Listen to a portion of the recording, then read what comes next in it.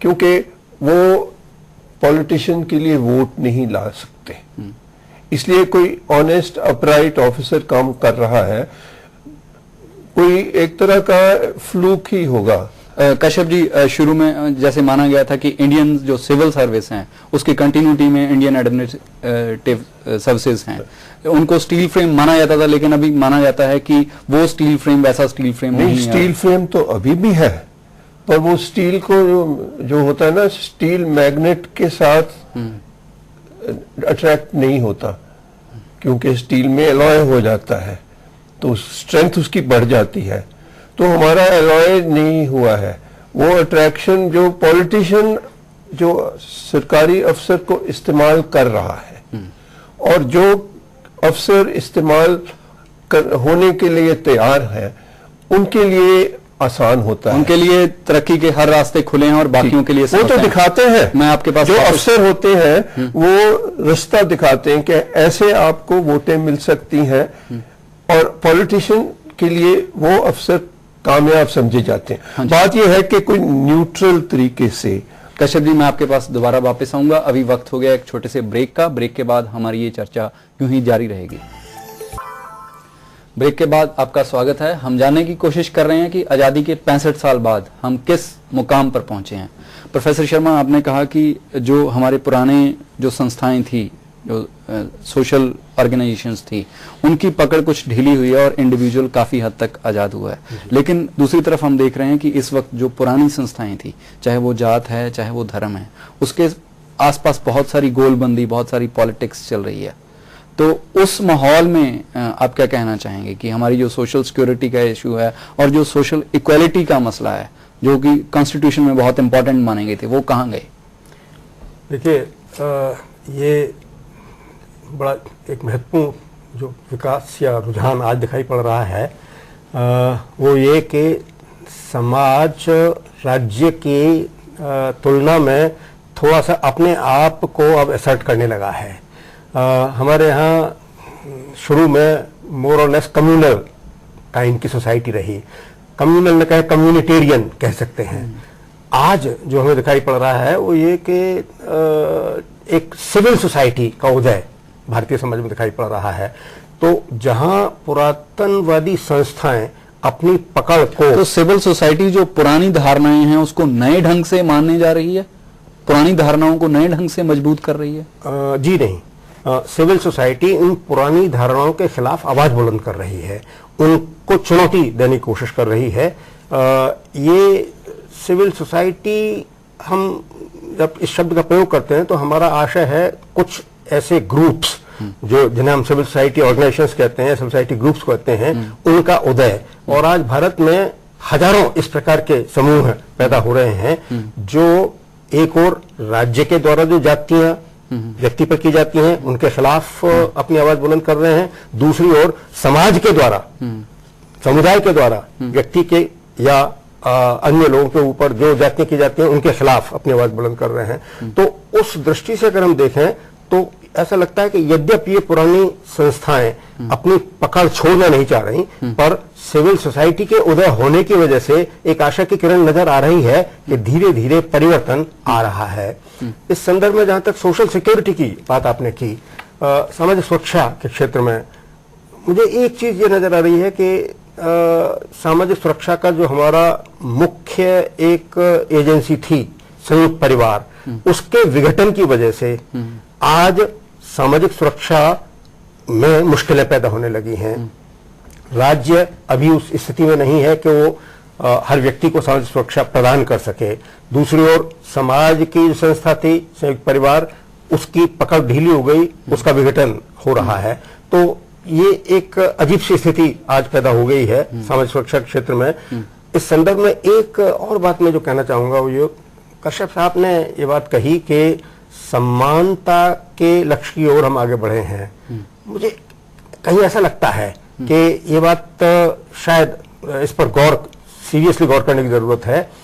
मुझे लगता है कि ये तो सही है कि आर्थिक दृष्टि से हमने विकास किया है, हम आगे बढ़े हैं और हमारे यहाँ एक मध्यम वर्ग का उदय हुआ है, पर उसके साथ साथ जो गरीब और अमीर के बीच की खाई है वो और लंबी हो गई है और बढ़ गई है। और इस अर्थ में जो डिस्पैरिटीज हैं वो बढ़ गई हैं। अगर आप गिनी कोएफिशिएंट जो इसका मेजर माना जाता है उसको देखें तो वो साफ दिखा रहा है कि ये डिस्पैरिटीज वाइडिंग भी हुई है और डीपिंग भी हुई है इंडिया में। तो समानता के लक्ष्य को हम कहां तक प्राप्त कर पाए हैं, ये अपने आप में एक प्रश्न। डॉक्टर नरेंद्र, एक तरफ जो जैसे प्रोफेसर एस एल शर्मा ने कहा कि बहुत सारी डिस्पैरिटीज बढ़ रही हैं हमारे मुल्क में, तो उस माहौल में जो साइंटिफिक टेम्पर है, एक ऐसी सोसाइटी जो एक दूसरे से व्यवहार करे दलील के बेस पे, ना कि अपनी किसी परंपरा के बेस पे और किसी धारणा के आधार पे, वो कैसे कंस्ट्रक्ट हो सकती है? देखिए, हमारा सोसाइटी में ऐसा हुआ है कि हमारा मेंटालिटी तो 16th सेंचुरी में रही है, लेकिन टेक्नोलॉजी तो 21st सेंचुरी का हुआ है हमारे यहाँ। एक जमाने में हमारे आज़ादी के टाइम पे तो टेक्नोलॉजी ऐसी थी कि ये अंधविश्वास फैलाने को थोड़ा मुश्किल था, क्योंकि ये वर्ड ऑफ माउथ से जा रहा था, नहीं तो पेपर पे जा रहा था, नहीं तो किसी दूसरे को चिट्ठी लिख के जा रहा था। आजकल तो तंत्रज्ञान इतना बढ़ गया है, मीडिया इतना बढ़ गया है कि मिनटों में एक अंधविश्वास एक हमारे देश के एक कोने से दूसरे देश कोने तक जा सकता है। तो इसलिए हमारे यहाँ जो नए नए अंधविश्वास बढ़ रहे हैं, साइंटिफिक टेम्पर में ना जाने मैं क्या कह सकता हूँ, लेकिन नए नए अंधविश्वास बढ़ रहे हैं आजकल। ये मीडिया के माध्यम से ये लोगों तक पहुंच रहे हैं। उस समय जो नहीं थे अंधविश्वास, नए नए अंधविश्वास भी आज बन रहे हैं, और इसके कारण मैं ये कॉन्फिडेंस से नहीं कह सकता हूँ कि अंधविश्वास कम हो गए। शायद साइंटिफिक टेम्पर कम हो रहा है, अंधविश्वास ज्यादा बढ़ रहे हैं हमारे देश में, क्योंकि हमारे देश का एजुकेशन सिस्टम में हम क्रिटिकल थिंकिंग सिखाते नहीं, लॉजिकल थिंकिंग सिखाते नहीं। इसमें हमारा एक बड़ा फेल्योर हुआ है हमारा देश का कि हमने एजुकेशन नहीं बढ़ाया, सिर्फ लिटरेसी बढ़ाई है। डॉक्टर अरीत, एक तरफ डिस्पैरिटीज बढ़ रही हैं, दूसरी तरफ साइंटिफिक टेम्परामेंट कमजोर हो रहा है, तो आपको जो आने वाले दिनों में कहीं से कुछ आशा की किरण दिखाई दे रही है, और कहाँ है वो?